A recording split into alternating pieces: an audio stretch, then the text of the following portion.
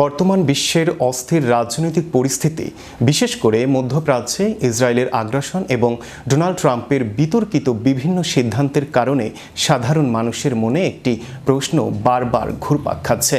তবে কি দাজ্জালের আবির্ভাব ঘটে গেছে? অনেকেই ট্রাম্প বা নেতানিয়াহুকে দাজ্জাল হিসেবে অভিহিত করছেন। বিস্তারিত থাকছে ডেস্ক রিপোর্টে। দাজ্জাল কি চলে এসেছে? বর্তমান বিশ্ব নেতারাই কি সেই পথ তৈরি করছেন?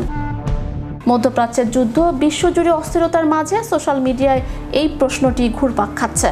ইসলামী বিশ্বাস অনুযায়ী দাজ্জাল হবেন শেষ জামানার সবচেয়ে বড় ফিতনা। হাদিসের বর্ণনায় তিনি হবেন একচোখা, তার কপালে লেখা থাকবে কাফির এবং তিনি নিজেকে ঈশ্বর বলে দাবি করবেন।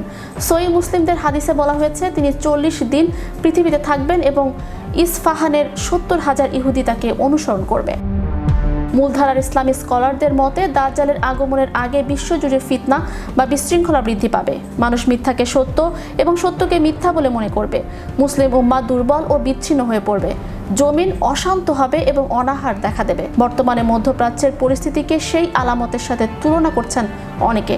তাদের মতে বর্তমান বিশ্বে চলমান যুদ্ধ, নেতানিয়াহুর মিথ্যাচারের সভ্য দেশের সমর্থন, আরব রাষ্ট্রগুলোর মধ্যে বিভেদ এবং ফিলিস্তিনের অনাহার সব দাজ্জালের আশার পটভূমি তৈরি করছে। তবে হাদিসে এ দাবির কোনো সত্যতা মেলে নেই। আবার কিছু মহলে ট্রাম্প ও নেতানিয়াহুকে দাজ্জালের সাথে তুলনা করা হচ্ছে।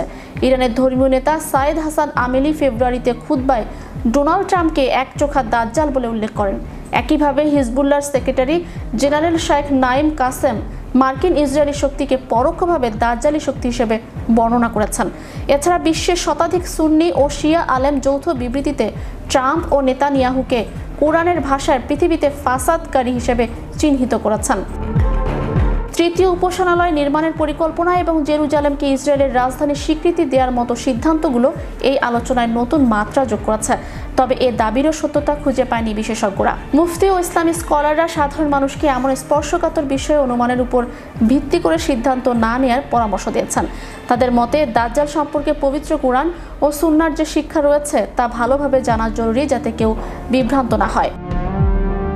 সংক্ষেপে বলতে গেলে ট্রাম্প ও নেতানিয়াহু বর্তমান বিশ্বের ক্ষমতাধর নেতা হতে পারেন, কিন্তু ইসলামী শাস্ত্র অনুযায়ী তাদের কাউকেই দাজ্জাল বলার কোনো ভিত্তি নেই।